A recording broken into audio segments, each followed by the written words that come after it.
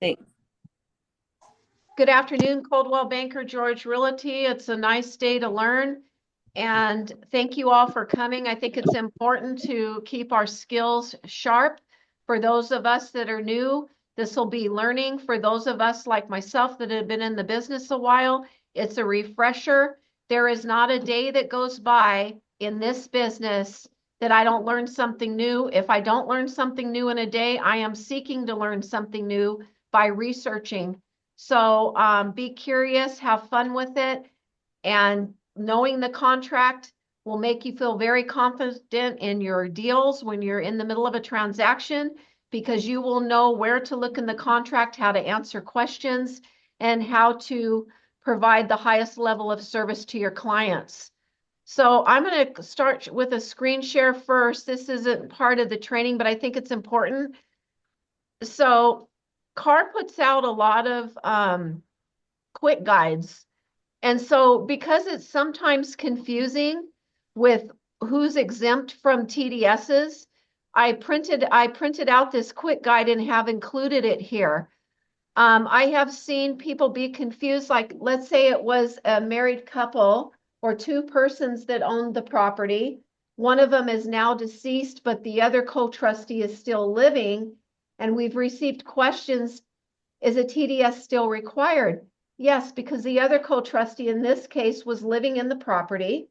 So if you don't know if they're truly exempt, if you're the listing agent, or if you're the buyer's agent and you haven't received some transfer disclosure, make sure you understand if it's truly exempt. If you have questions with that, please stop by and ask us. But this form, I'll e-blast it out. I think it's helpful.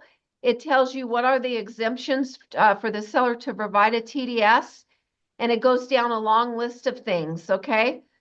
But the main thing is to make sure that if you are claiming exemption for TDS when you're the listing agent on behalf of the seller, make sure it's correct, okay? That exemption, very important. So I will e-blast this form out. I think it's really helpful.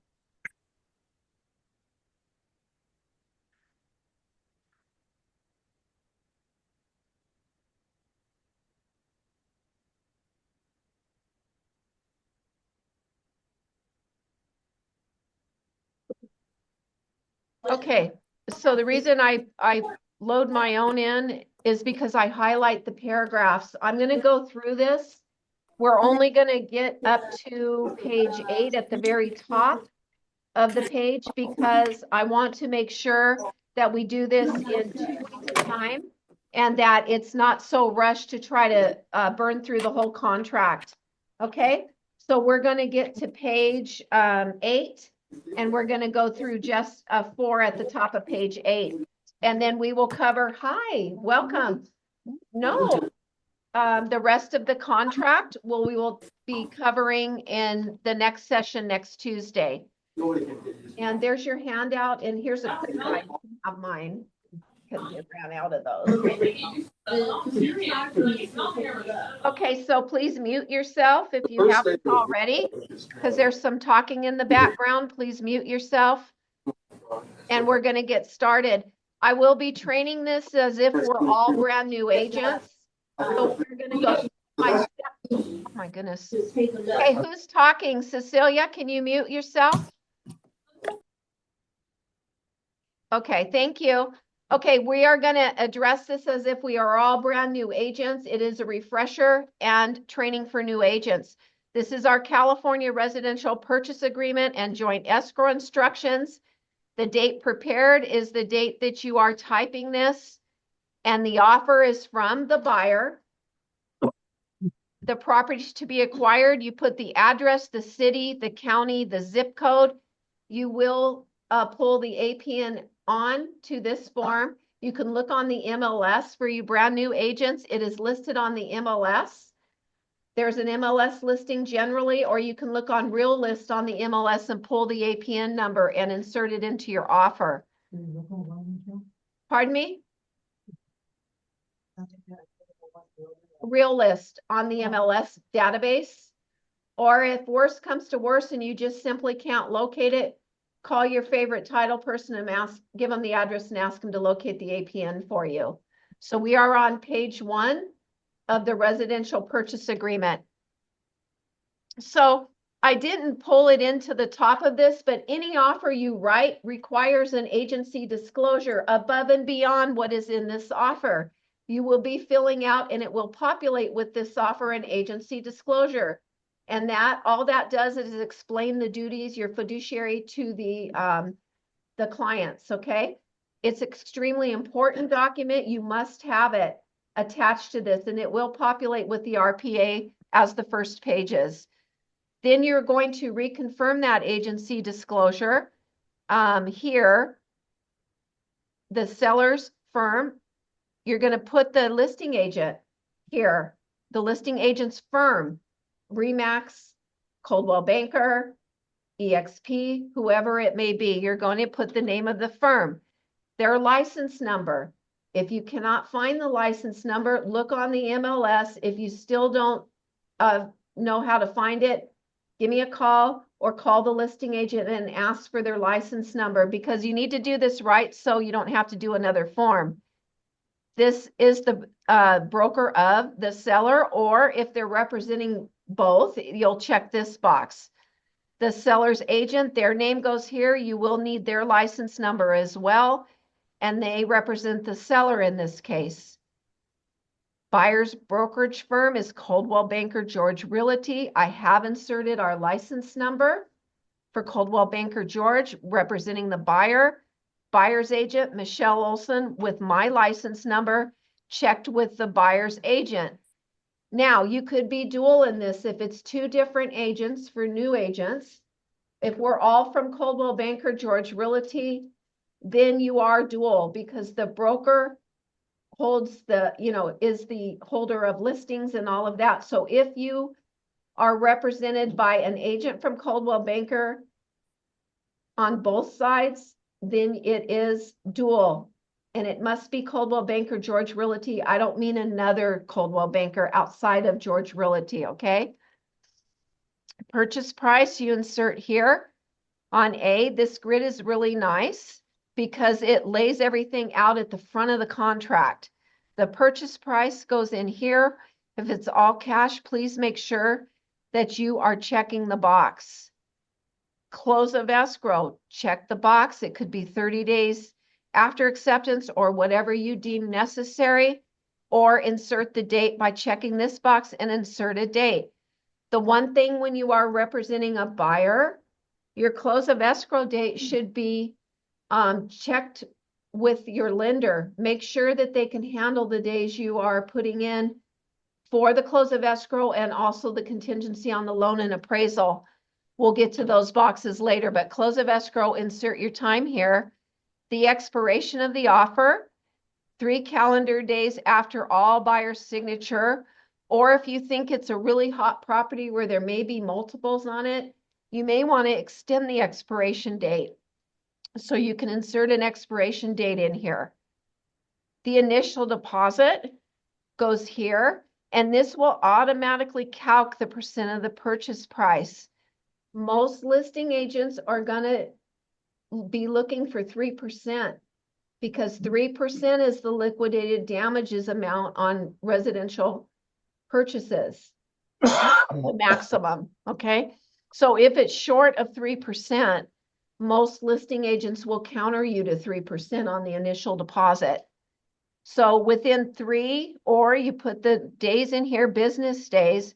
This will be one of the only sections where they're referring to business days, not calendar days. So you have 3 business days after acceptance by wire transfer to put the money into escrow. You can check the box and put another way that you're going to put the deposit in, such as a check, cashier's check. However, escrow can override you if they do not accept that way. They can override you and require a wire. So even if it's in your offer, if escrow doesn't accept the way you're trying to pay, you would have to go to a wire transfer upon their request, okay? Now, increased deposit, we don't see it a lot in residential, but they've now made it a little simpler here. You check the box here, And then you attach a form indicating the amount of the increased deposit.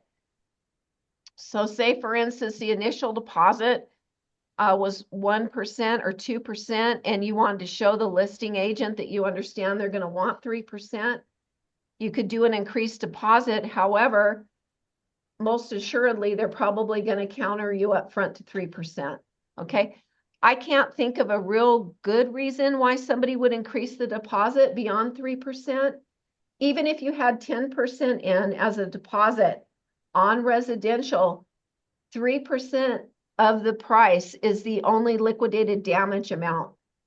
Okay. So if there was something went sideways and they were going back and forth about who's going to get the liquidated damages, it's only up to 3%. However, it's not so simple. You can't just grab it out of escrow. Oh, they're in violation. Give me the liquidated damages. It doesn't work that way. There's a long process for it, okay? Michelle, there's some circumstances that you want to increase deposit if the closing of escrow is extended. Okay. The anticipated time. You know, oh, good. for Yeah. example, escrow closes at 2 months, and if you want another month for the extension of escrow, then you get put an increased deposit. Okay, so Peter said a good reason for an increased deposit, and this would be after you're rolling along in your contract. If you're requesting extensions on time periods or extension on closing of escrow, then the seller's agent may request that you put an increased deposit in to show good faith. At that point, you would definitely do the form. Okay? On the example you gave us about putting down 10% as a deposit, if something goes wrong and if they could keep the 3%, that person's going to get about 7% back. Right, but that's only for residential. Commercial doesn't have that cap. I always like to say that so we don't get confused, okay? So residential, there is a 3% cap, not for commercial, so don't get confused between the two. So loan amount, the first would go here, and it's going to calculate the percent of the purchase price, and it defaults to conventional. However, you can check it into an FHA, VA, seller financing, or other. If it's an initial adjustment rate, you can check it here, not to exceed whatever percent, and the buyer pay up to X amount of points if that's applicable. So here, when they first did it like this, I was a little confused, but if FHA or VA is checked up here, deliver a list of lender require repairs 17 days after acceptance. So what that means is that the buyer's going to do their thing. They're going to go to the property, do their normal inspections.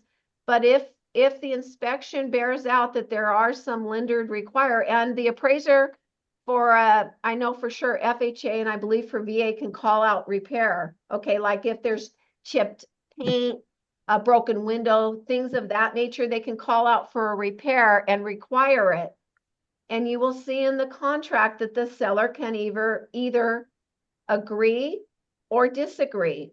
But bear in mind that these types of loans are going to require those repairs if the lender or the appraiser calls it out. Okay? Yeah, I've done VA. Yeah, I know. Yeah. So on E2, additional financed amount, that would be if you have an additional amount you're financing, you would put that amount here, and then the percent of the purchase price. The occupancy type will always default to primary, and Peter brought up a really good point in our last meeting, or if checks secondary or investment. If this is not a primary purchase, do not document it as such. Check the appropriate box, because you said that would be loan fraud. It could be fraud. So make sure. Interest rate of a primary residence is quite different from an investment. Okay. Yeah. So, you know, when you're applying for loans, the lender would refer the RPA to see whether it's a primary, use it as a primary residence or investment purposes. And the down payment too. Yeah. So for investors that liquid properties, the same thing applies, right? Yes. investing the flip Yeah, property. investment, yeah, Yeah. right.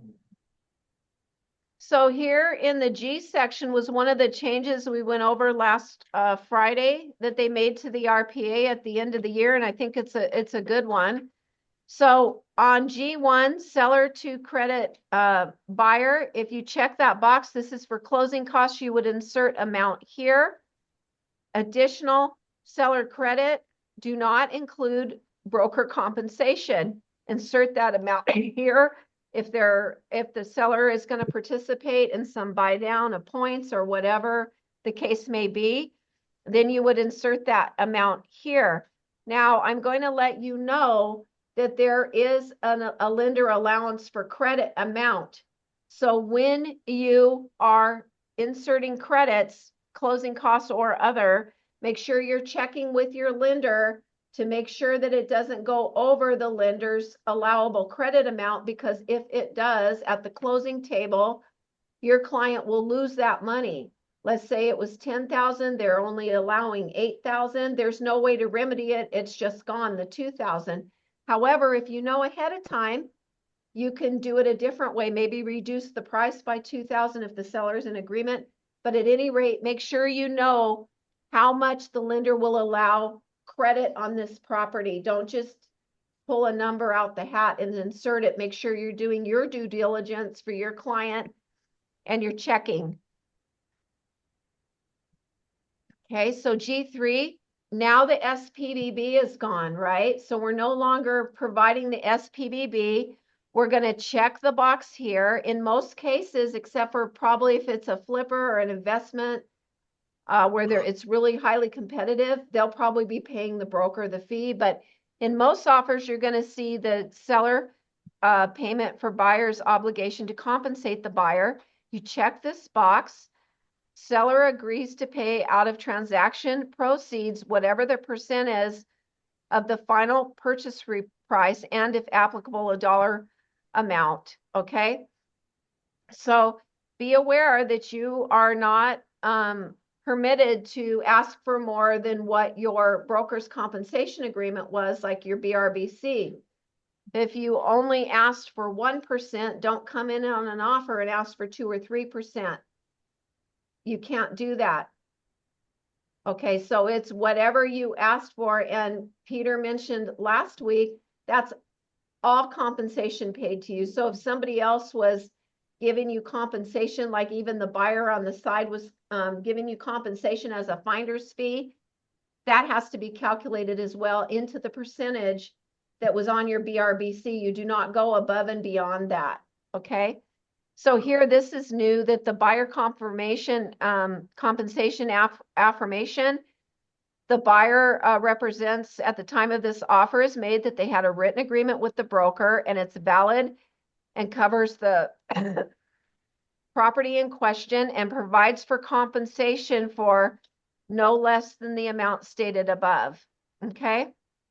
So make sure you understand not to go above that, and don't forget to check the box for your compensation. Verification of all cash, if that is applicable, attached to the offer, or you can check 3 days after acceptance. It's really stronger if you have it attached. When you receive a verification of even down payment or all cash, make sure it's from like a formal bank, like major banks. Make sure that you are checking that. Do your due diligence. Look at the date. Look at the name. You'll be surprised by those verifications coming in with different names. Oh, but it's my uncle. No, uncle's not the purchaser. So make sure that you understand that and you're checking dates and names, okay? And I would also say call the lender too and just make sure before you even ride with these people, right? You're going to be talking to the lender to make sure everything's good with them as far as down payment, and all of that if it's a loan, okay? Yes. For verification of all cash and the verifications, is it a letter we have to attach to this, or what is it? How do we verify in writing? Some people attach the bank statement and black out the account number. Some people have stock accounts, where they can pull out funds. It just depends. Some people have a lawyer's letter. If you get a lawyer's letter, you know, check and make sure that everything's valid and talk to the lender as well. Okay. Verification of loan application attached to the offer. So you either have a pre-qual, pre-approval, or fully underwritten pre-approval. So you would check the appropriate box. Now, you don't have to attach it at the onset of the offer, but you should. It makes you stronger. I wouldn't check some days after to provide that. Because if they have multiples, they're going to be looking for full packages that are nicely written and complete. Because when you are writing an offer, they are already assessing you in their mind, right? Who you are, how you work. So it shows a lot about an agent on how complete and well written their offers are. You know, when we say, oh, that's a clean offer, that's a compliment, because that means they've got everything. It's clean. They've provided everything. They've checked everything. Is it from- Hello? Yeah. Hi, Yes. Nancy. Hello. Vâng, nghe chưa? Okay. Who's ever talking, can you Okay. mute yourself? Oh, okay. I'm sorry, I'm trying to figure out who's talking. Paul? Okay.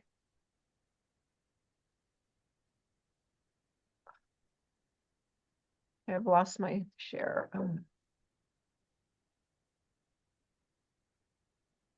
Okay, back to the screen share. Okay.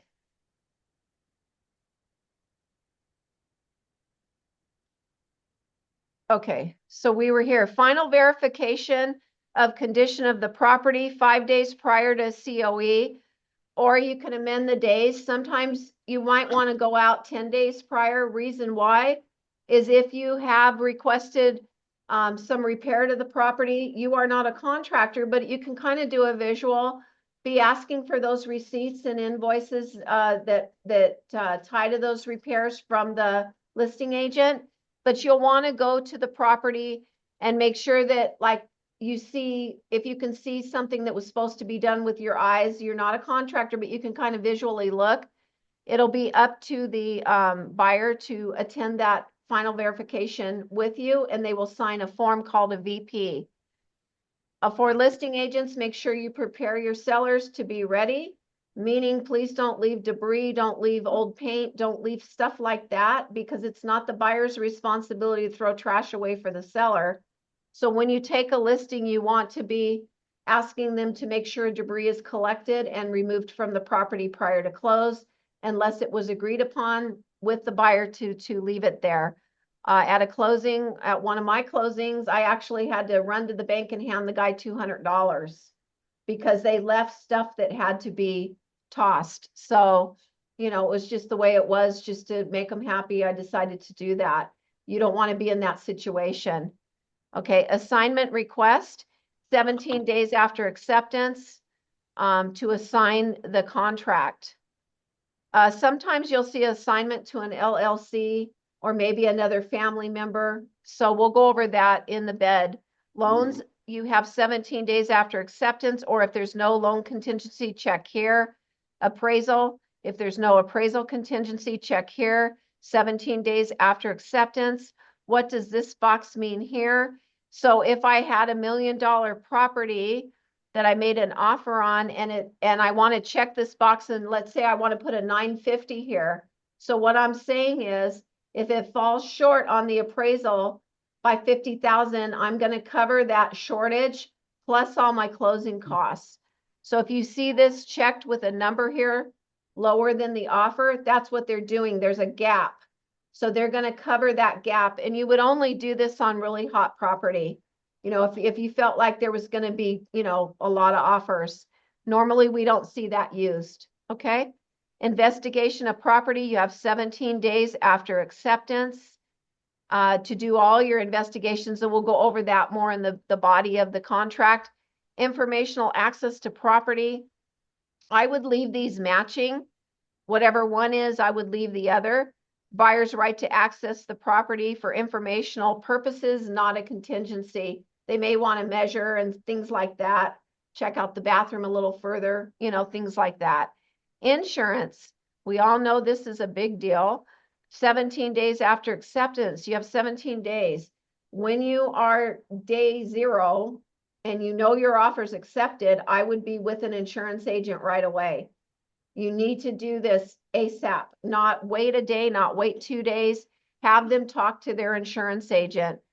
Review of seller documents 17 days after acceptance.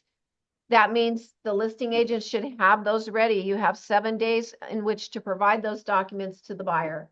Okay. If you provide anything late that you were required to provide, the buyer would get an additional 5 days, even if it's beyond the contingency period, to review those documents. Okay. Preliminary title report, 17 days, or is even saying it right here, 5 days after delivery, whichever is later, to review that. When you get a preliminary title report for your client, it should come from the title company. There will be blue clicks. Click all of those links in the preliminary so you have a full set. So you have all the what they call the underlining documents. Click those links so you can look at them and provide them to your buyer. Okay. If you do not understand something on the preliminary title report, or your buyer has questions, set them up with the title officer. It is in the upper right-hand corner on the first page of the prelim, and they will 3-way and talk to all of you at once. Okay. So if you need something explained or you don't understand it in the prelim, reach out to the title officer. They're happy to do that. Common interest disclosures, 17 days, your HOA docs. These should be ordered right away because it does sometimes take longer to get them. So make sure that you are ordering these right away if you are the listing agent. Review of leased or liened items. It could be solar system, water system, something like that.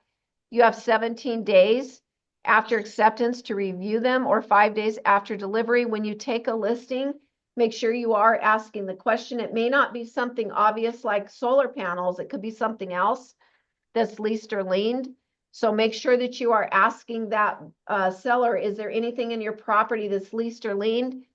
If they say yes, make sure you're getting copies of that contract so that you can provide it to the buyer. Okay.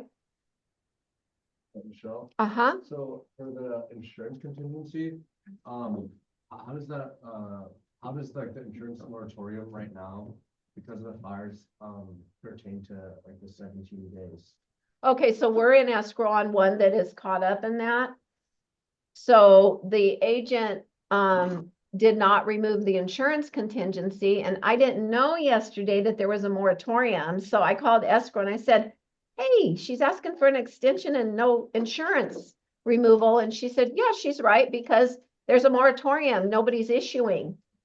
And I think there's a certain percentage that the fires have got to be contained. I don't know enough about it. 90%. Oh, okay, 90% would have to be contained.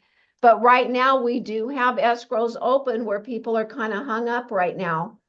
So the other agent, if they remove that insurance contingency, I think this is an act of, I mean, it's not their fault. Expand it. Yeah, you have to extend it. You can't just, yeah. It's an emergency. Yeah, it's an emergency. So even if, let's say you're on a deal and the other agent did remove that contingency, you need to extend it because this is by no fault of them, the agent or their buyer. Okay. So if this offer is contingent upon the sale of the buyer's property, you would need to check this here and attach the appropriate form, which will populate for you. And we'll go over those forms in more of a disclosure meeting. This is to get through the contract. Time of possession, I would leave it to default. I would let it upon notice of recordation. So when it records, the possession goes to the buyer. This is an important section here. Seller occupied or vacant units. The close of escrow date, or if checked below, they are going to stay in the property X amount of days after close of escrow. If it's 29 or fewer days, you use a form SIP. if it's going to be 30 or more days, you're going to have a residential lease after sell agreement. These are high consideration things because I don't mean 2 days, but you know, I would still want them out on close. But anyway, because you want to check with your, you know, your lender, you want to check with anybody that's associated with this transaction. And they even say in the bed of the agreement, check with an attorney, because especially the RLAS, you may be creating a tenancy with that person. Okay. So occupied units by tenants or anyone other than the seller. If that is the case, you are going to check this box. You may not know it when you're making the offer. This may not be something you know, but it's something you ask later. Check the box and attach the TOPA form. That form will be used if there are any occupants that are not on title, 18 and above, whether they're paying rent or not. So if there are other occupants in the property, like a family member that's there but not paying rent and they're not on title, I would still want a TOPA from the listing agent, okay? And I'll show you why, because it's protective of all parties. You have 7 days as the listing agent to deliver all the seller documents. And for the escrow instructions, sign and return the instructions within 5 days after delivery. Time to pay fees for ordering the HOA documents 3 days after acceptance. But probably for us, because we're trained, we're going to have those ordered prior to then. Okay. So for installation of smoke alarms, water heater strapping, and carbon monoxide readers, you have 7 days after acceptance to do that.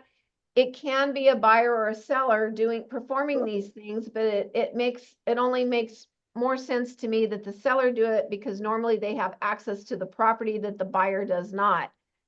And these items are not if I feel like doing it, they are a must. So make sure that these are done. When you're walking the house after you have your listing agreement signed, not before, just mention to them to make sure that they have the appropriate smoke and carbon monoxide and water heater bracing done.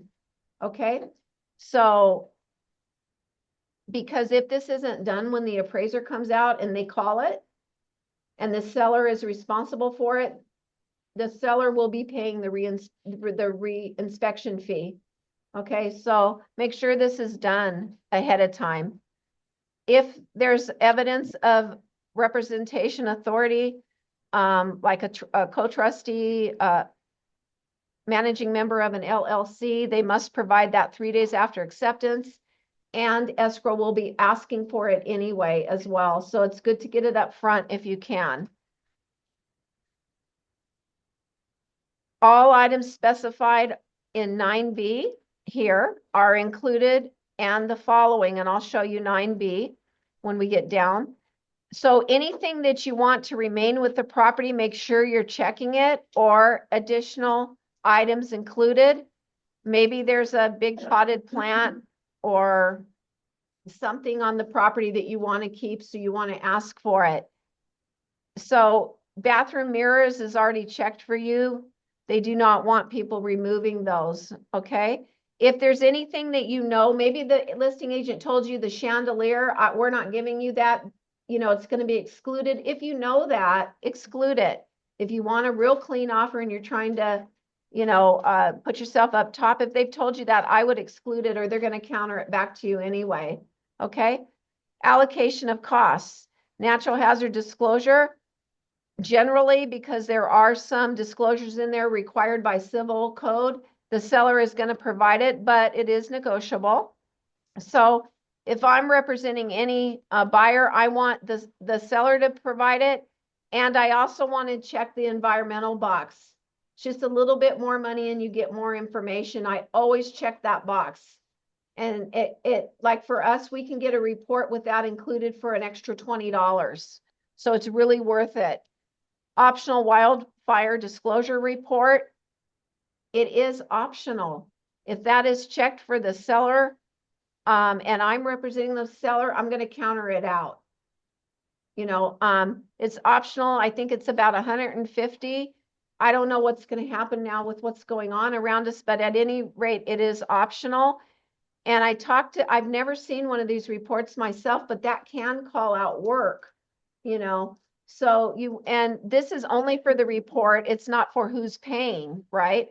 But still, if I'm representing the seller, I will counter that out for my seller because it is optional at this point. We don't know what's going to happen with what's going on. If there's any other reports that you want to include, some people will include a termite report, and they'll usually, if they're representing the buyer, they're going to check it to the seller. Remember, that's just the report. It's not Section 1 clearance. If you want Section 1 clearance, you're going to have to ask.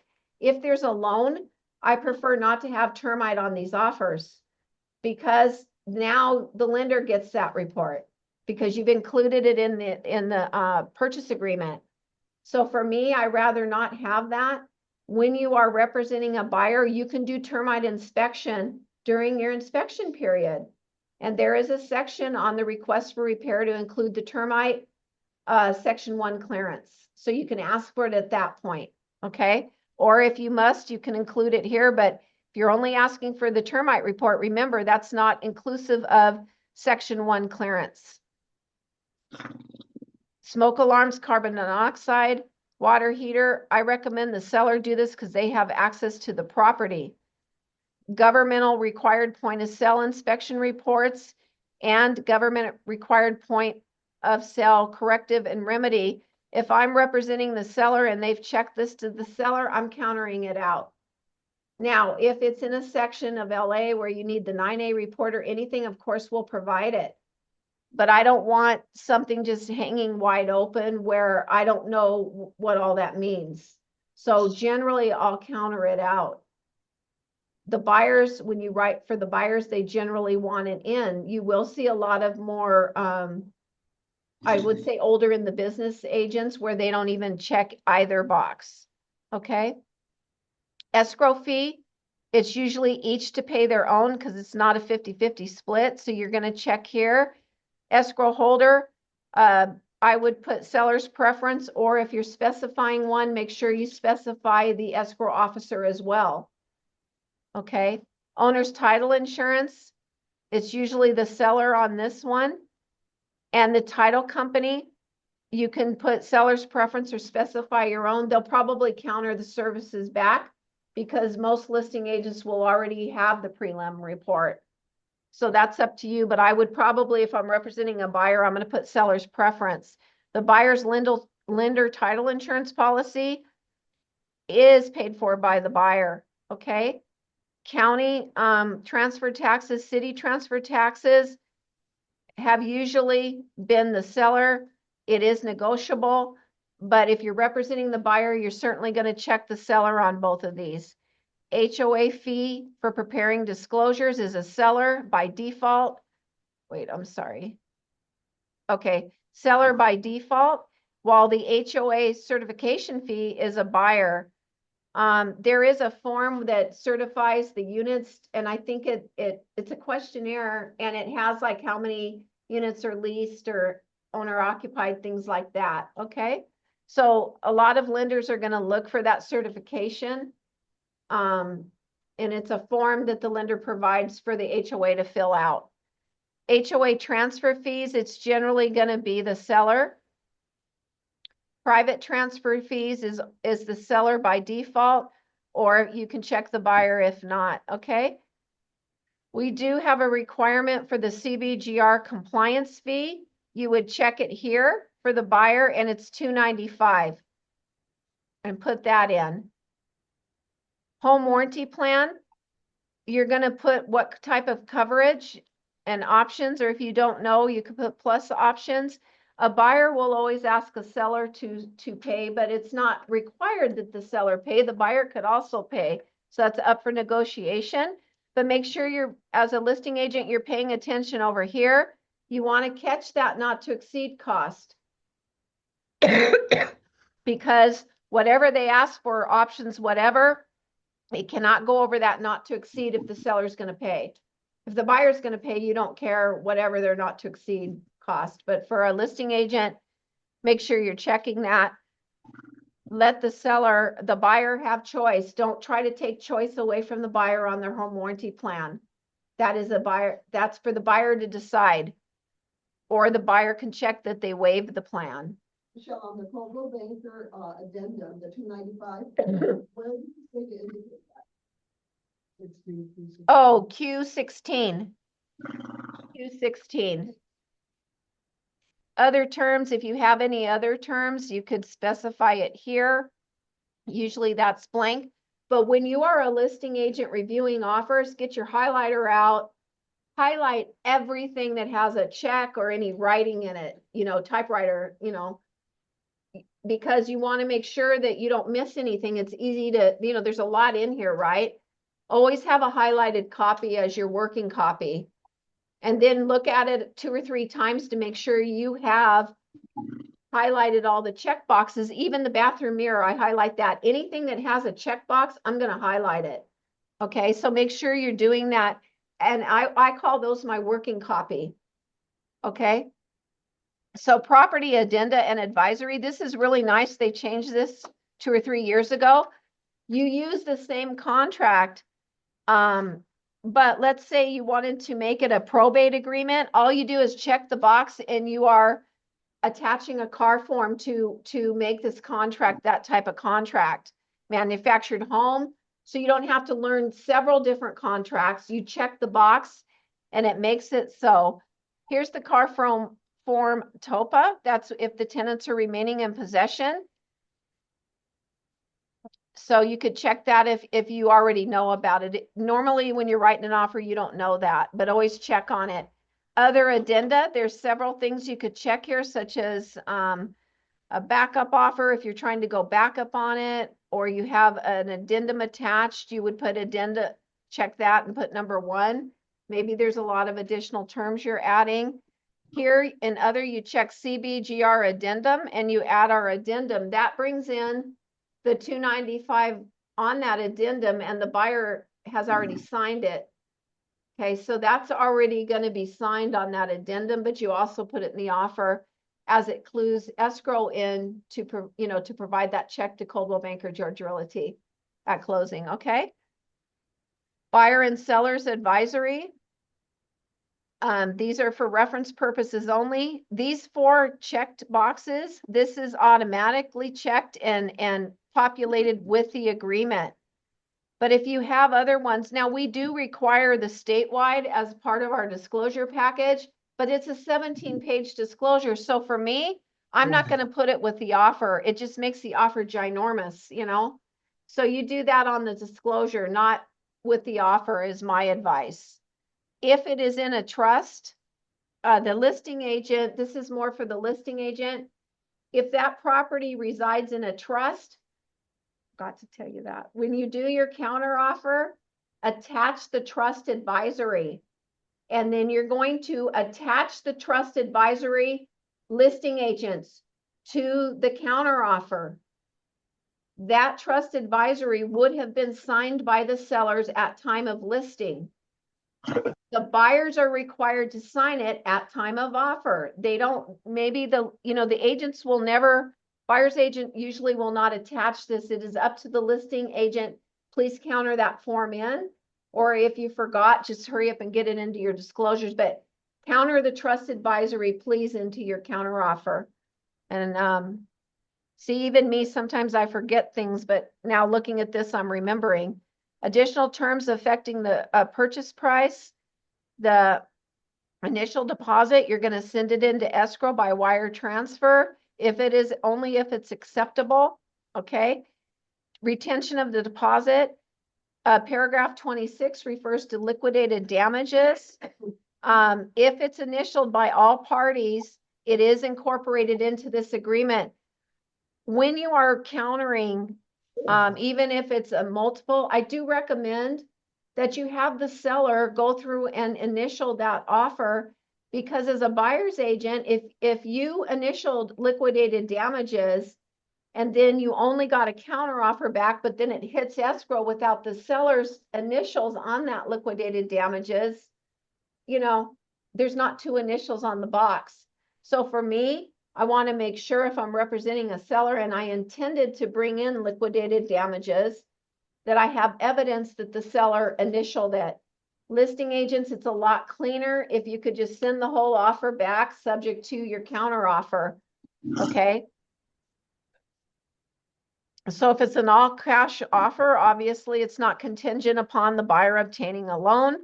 Even some buyers will check that it's all cash. They may seek out a loan later, but it's not contingent on a loan contingency. Okay, the loans, the first loan, this loan will provide for the conventional financing unless it's an FHA VA. If it is, then we will need an FHA, a mandatory agreement. It is on the car forms. If it's FHA or VA, there is additional disclosure that you will attach to the offer. Once you check FHA or VA at the top, it's going to populate that form for you, okay? It's required. This is really nice. I love this number 3, buyer's loan status. Now, the buyer is authorizing the seller or the seller's authorized agent to contact the lender. Before, we used to have to kind of hope that, you know, we were getting the answers, but now it's written right into the agreement that you as a listing agreement can contact that lender to get a status update yourself. Okay, FHA or VA is checked. It's telling you right here that you need the car form FBAC, and it will be incorporated and signed by all parties. Any lender requirements that the buyer requests the seller to pay or correct, or if there are no lender requirements, you will not have a request for repair with it. And it says right here, even if you request for repair for the seller, the lender required, the seller has no obligation to pay or satisfy the lender requirements unless they had to agreed to it in writing. Okay. Balance of purchase price. This is what I explained at the top, limits on credits. Make sure you're checking with the lender that they can absorb the whole credit amount that you're seeking on your offer. You don't want to leave any money on the table for your buyer. Additional financing terms, that's if it's applicable, it goes through the same steps here. Verification of down payment and closing costs, loan applications, buyer stated financing. Closing and possession, the occupancy. If the buyer intends to occupy as primary or secondary, or unless otherwise agreed, if the unit is occupied, they're recommending that you have a TOPA in place and make sure that you do that even if it's a non-paying family member in the property. I did have a closing once where the non-paying family members refused to leave. So you do want that TOPA in place. Weird things can happen out there. Not very often, but once in a while. Condition on property closing, unless another, okay, here is where we learn. This is an as-is contract. It says it right here. So the property is delivered as is in its present physical condition as of the date of acceptance, including pool, spa, landscaping, etc. You are to maintain the property in the same condition as when the offer was written. This contract is an as-is contract. So if you're ever concerned about that, it is 7B that explains that, okay? So I'll let you read the rest of the paragraph. I'm only going to hit the high points. Seller remaining in possession after. Comment on the essays. Okay. Yeah, even if you the buying property essays, you're not exempt from not giving the buyer the option to have a physical inspection. So you always want the buyer to have a physical inspection to find out the condition of the property. Yes. They know exactly what kind of repair they need to do. Yes. So you never waive that. Yeah, very. That's it. Yeah, very important. Peter's saying if even as is clauses, while it's nice to look at in the contract, you still need to direct your buyer. It is your fiduciary to direct them to get all the inspections, including termite, okay? Because they don't know what as is until they have inspections. Also, we'll take it a step further. You can advise them to check with the city if they're concerned about any permitting or anything like that, like if there's an extra room or bedroom. They can go to the city and start investigating them that themselves. We don't do that for them. Because if we don't ask right or get all the documents the city may have, we don't want that liability. But direct the buyer to go to the city and ask, okay? And you can ask the listing agent, do you have any documentation on why there's an extra bedroom? Was this permitted? You can ask those questions. Right, as is, the seller doesn't have to do a termite report for the buyer? No, that's negotiable. Yeah, the seller, The lender will still finance it. yeah, the seller is not obligated to do termite report, nor are they obligated to do section 1 clearance. Normally, I always recommend, like I said up top, don't put those in your offer. Pick those up in your request for repair. There is a section for termite on the request for repair. Now we're all expecting that. When you do your inspection, listing agents are expecting you to do a termite at that point, okay? And when buyer's agents, when you do those inspections, please remember if you're doing a request for repair, you need to turn those reports over to the seller with a request for repair, okay? But then as is, the seller's agree to do. The seller is not obligated to do your repairs that you request. They're not obligated. In fact, they're not really even obligated to answer your request for repair, but as a courtesy in the business, we do answer. Even if it's, no, the seller's not going to do that. Give them a clue, don't just go silent. The worst thing that happens in deals is when somebody stays silent and the other party is hair on fire trying to find you or contact you or ask you a question. That's when we see the problems. That's when the complaints come, is if we go silent. So you always want to be communicating good, bad, or indifferent information. Michelle, you did say that the seller does not have to do a termite report. They don't even have to do the report at all. No, Okay. not required. Well, back in the day, you needed that for the lender to give the buyers the loan. Yeah, it's different. And also if you're representing on a HOA condominium complex, remember, if you're doing termite, it's generally only going to be internal. Inside, because the external, and you can check with the HOA yourself, but the external is usually covered by the HOA. So when you have a termite report on a condominium or townhome connected, maybe not if they're disconnected, I don't know. You need to check with the HOA because I've seen standalone townhomes where the HOA was not managing the termite because they were standing alone. So. Even if the buyer is willing to accept the property as is, the seller has a fiduciary duty to disclose on material facts, okay, in all circumstances. For example, if the seller knows about the unpermitted remodeling, that is the material fact, right? It affects the value of the property. Or if somebody died in the property, within the last 2 years, right? 3 years, yeah. 2 years or 2 or 3 years. Yeah. And then you have to disclose, this is a material fact, and actually it's a statutory required to disclose that. Yes. I want to say one thing about that.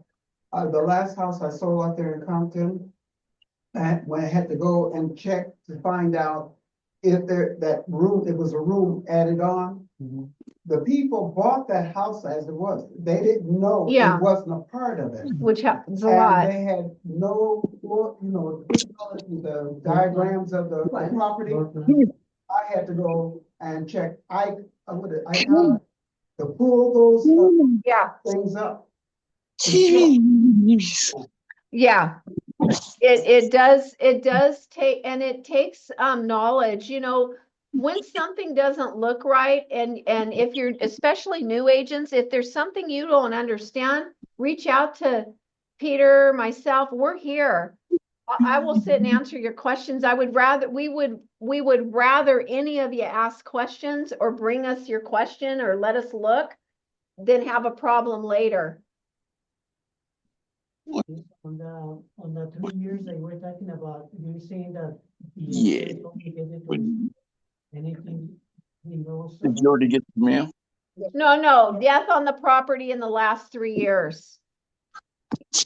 The form asks on the ESD if you're exempt, or on the SPQ, and I believe the SPQ, it asks if there was a death on a property within the last 3 years. Okay. Yeah, now, there are cases where there might have been some really horrible thing that happened there and all the neighbors are gonna tell them. I don't know. I don't think there's a disclosure requirement, but if it was something that was newsworthy, you better mention it. Yeah, because if it was all over the news, if something horrible happened at that property, you better mention it. Even if it's beyond the 3 years, that's our advice. Or it's a requirement? Yes, okay. From my house, I found out from the neighbor that only died in the room in my bedroom. Right, but it was probably beyond the 3 years. No, that was before they came out with this. What about if it's a lease? My neighbors told me. And they died. So if it is a lease, you still have to disclose. Yeah. Anybody that occupies that property would want to know if it's a lease. There's still a disclosure on that. Yeah, okay. Michelle, real quick. If the seller is not, either their memory is not good, or they just don't remember whatever about an unpermitted addition, is it our job as an agent to go dig into the? No, No. no. It is, No, it's the buyer's obligation, and the buyer's agent, or if you represent the buyer and you're dual, ask them to go to the city and check the record. All of those forms all of the forms that the seller fills out, those questionnaires are you aware of? So if they're not aware, or they have no memory of it, they're not aware. So that's what the questionnaire says. Are you aware of? But if you notice something in there, you need to let the buyer know to go check. Especially if the listing is showing buyer and their agent to verify. Yeah. You know, Yeah. Okay, so here they're telling you that the buyer is strongly advised to conduct investigations on the entire property to ascertain what the present condition is of that property. Okay? Michelle, Yes. the one thing that I remember, if somebody asks you, did the person die of AIDS? We're not allowed to answer that Oh, question. no, you can't. Yeah, thanks for bringing that up. Yeah, you cannot disclose that. Yeah, don't mention anything like that. Yeah. Seller remaining in possession. If the seller has a right to remain in possession, and here they're telling you the parties to the agreement should consult with their insurance and legal advisors for information about liability, damage, or injury to persons on personal property when somebody is staying in possession beyond the close date. Okay, so consult with a real estate attorney where the property is located to determine if you are going to establish some ongoing rights and responsibility and create a tenancy. So right there, they're telling you, they're advising the buyer to check with the appropriate personnel. Okay, so at close of escrow, of course, the seller assigns the buyer any warranties that they have on the property, and they're going to deliver all copies of such warranties. Okay, and the agents cannot determine the assignability of any warranties. Like, we can provide it, but we don't know. They need to check that out themselves. So the seller shall, at close of escrow, even if the seller remains in possession, they still need to provide keys, passwords, codes, or other means to operate locks and mailboxes and such. So even if they're still in possession, they need to be by close of escrow. The easiest way is to make a list. And with the keys, I usually make a nice envelope, take it down to escrow, have the buyer's agent, because they're going to get their check, or it's going to be delivered to their brokerage. I have that package ready, and it goes with their check. If they want it another way, I give them an option. If you don't want it that way, When that thing records, come on over to the office and pick them up. Normally, I'm going to provide it to escrow to make it easy. If that's not the easiest, they will let us know how to provide them. So contingencies and removal, the loan, the buyer's gonna act in good faith to obtain the loan. If there is no appraisal contingency or the appraisal contingency has been waived or removed, then the failure of the property to appraise at the purchase price does not entitle the buyer to cancellation for a loan contingency. Appraisal and loan are two different contingencies. It seems like they should be holding hands, but they are two different contingencies. They do hold hands, but they are separate as far as removal. So always remember that. Buyer is advised right here. There's an advisement on looking at the insurability of the property. If there's no loan contingency, there's not a contingency in the agreement, of course. The appraisal, this is something I was looking at because we're getting a little bit of a pushback from an agent. So you use normally on the MLS, we're using the assessor's data, which will give us the square footage of the unit, correct? So you can go in with the appraiser and the appraiser is going to measure the square footage of the property. So we were kept getting question. I said, okay, so there's a difference. They went back and remeasured and got the difference smaller. However, she kept still pushing. And I said, that is part of your investigation contingency. It's right here. If there's a little bit of a difference, they can cancel under the investigation contingency. Because you're using, the square footage from the assessor's data. If it's estimated or something like that, that's a little bit different. But the appraisal, if you want to look at the square footage, it will be in the appraisal report as a buyer's agent, okay? So because it says right here, the appraisal contingency is solely limited to the value determined by the appraisal. It's not about square footage, although they will measure it for you, okay? Fair Appraisal Act is checked. It always comes with the agreement. And this proper investigation, it's contingent upon the buyer investigation of the property and accepting all of the seller disclosures and review of them. Title, it's contingent upon them accepting the title and reviewing the title. Now, if they deliver, and I have seen this done, if they deliver an updated prelim, the buyer would have 5 additional days to review that. And even if the preliminary title report contingency was approved and removed, they still have an extra 5 days and they can still cancel if there was something in that prelim to happen that the buyer doesn't like, okay? So sometimes they will revise and the title company will revise it and send it out. Then the buyer will have an extra 5 days. Okay. Buyer question? Okay. Condominium plan unit, make sure that they are reviewing those, and it is contingent upon the review and approval of the buyer. And also leased or liened items. So especially for solar panels, there's usually you have to transfer the contract to the buyer. And I have had this happen where the buyer didn't want to cancel the deal, but they were also refusing to enter into the necessary written agreement with the solar company. So at that point, we had the 2-day notice to them to perform and cancel them because they just refused. So make sure that if you have leased or lien items, that you tell them right up front. Even when you're countering, you can attach, like a memorandum to them saying, just for your information, there is a leased solar equipment at the property or whatever's leased. I would tell them right up front. So the buyer doesn't have an obligation to remove contingencies with the offer. And if they do so, they are acting against the advice of their broker. Okay. So I want to drop down to here because this paragraph number 9 to me is super important because these are items that are included in the sale automatically.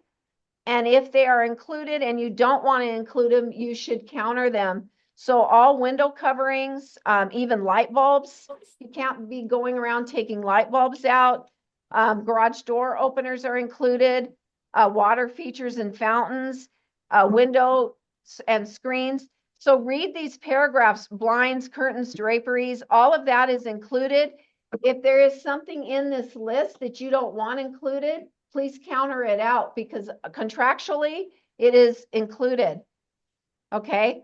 And the security system includes any devices that's included, but not, not your iPad or whatever that operates them. Okay. So anything that you don't want to include, if there's a fancy camera system and they're taking it out, don't forget that, exclude it. Okay.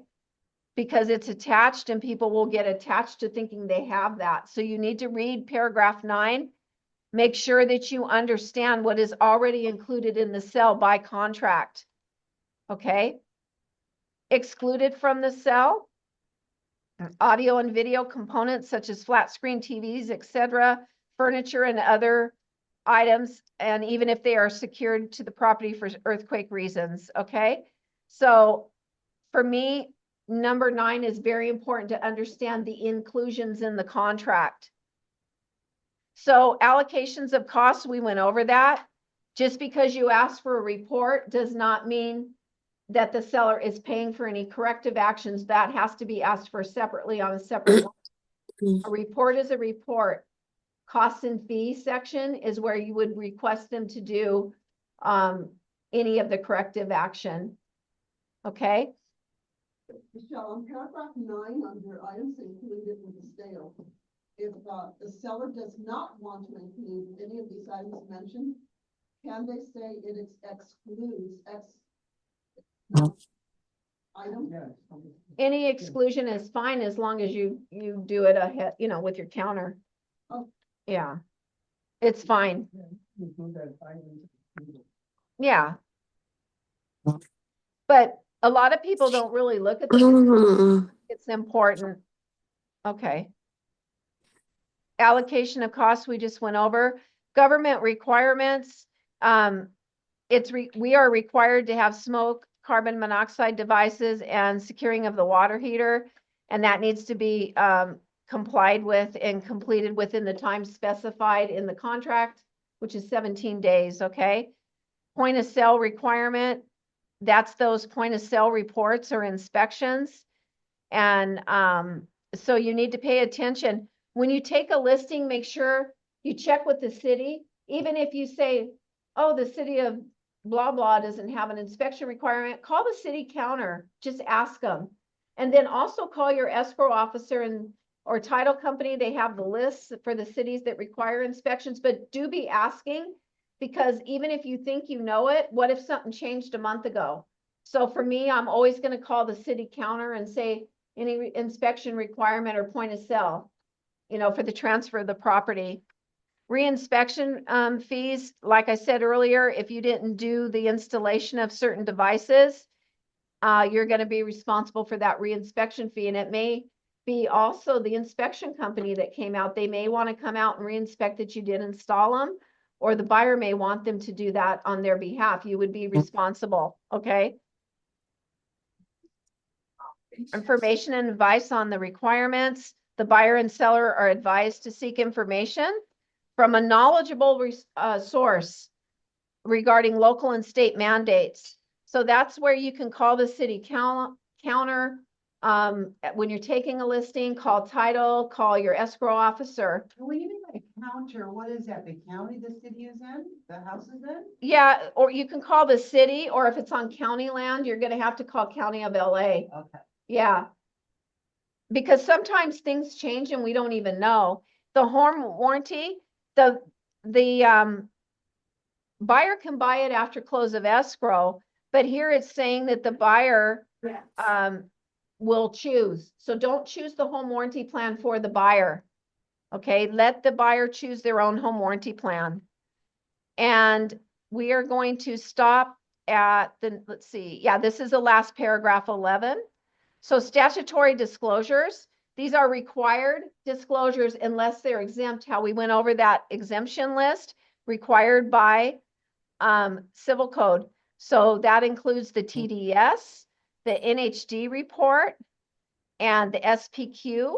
So, and if it's in a, the property is in a very high or severe fire zone, the FHDS, on your NHD for the new agents, it's going to specify if that property is in a high or very high fire zone. And I'm sure there's going to be some changes coming about with what's going on, but you will see it on your NHD report. So when you take a listing, order that up front. It does not cost unless you close. Okay. Now the real estate transfer disclosure, I'm going to go over that briefly because there's check boxes that people tend to miss. Hang on. I'm going to get to it and then we're done. This is the TDS here. If it's for a duplex or triplex, you're going to check that. This TDS is for all units, or you're going to do an individual unit. Usually if it's different types of units, you're probably going to do an individual on a fourplex or whatever. Yeah, it's in the, It's on ours, it's 4 of 17 and you're 4 of 16. oh, okay, I probably pulled something out.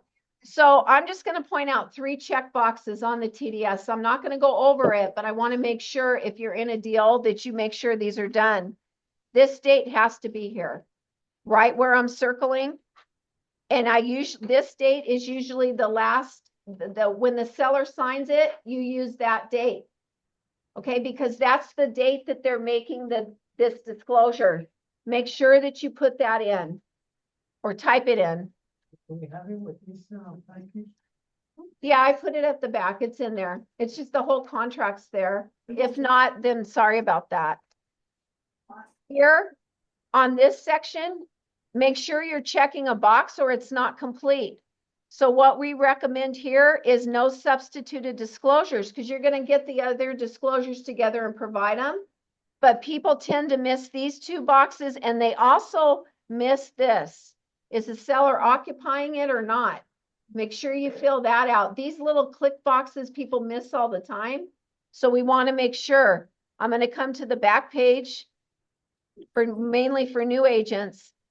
For Coldwell Banker George Realty, you're going to fill out this section by merely checking the box. You're going to complete an AVID, your agent visual inspection.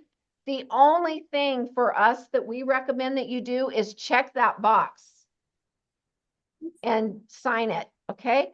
So just check AVID, but when you do that, make sure you do have the AVID attached or the TDS is not complete. So when you do this as a listing agent, check the box, see attached AVID. It's the simplest way to do this. And then attach your AVID. Okay, I know that's a lot. I'm sorry, and it's a little bit dry, but we'll get through it next week through the rest of the contract. Any questions before we log out? Okay. Stop the share. If there's not any questions, we're going to conclude the contract next week. I will not be doing disclosures because we will be doing disclosures in the Friday training meeting because we've had a lot of changes. So we're going to incorporate all those each Friday. So this is for new agents and returning to the business agents or refresher course. Any questions before we log out? Appreciate you all attending. Thank you very much for growing and learning with me. And I will see you next Tuesday to conclude the contract. Thank you. Thank you, Michelle.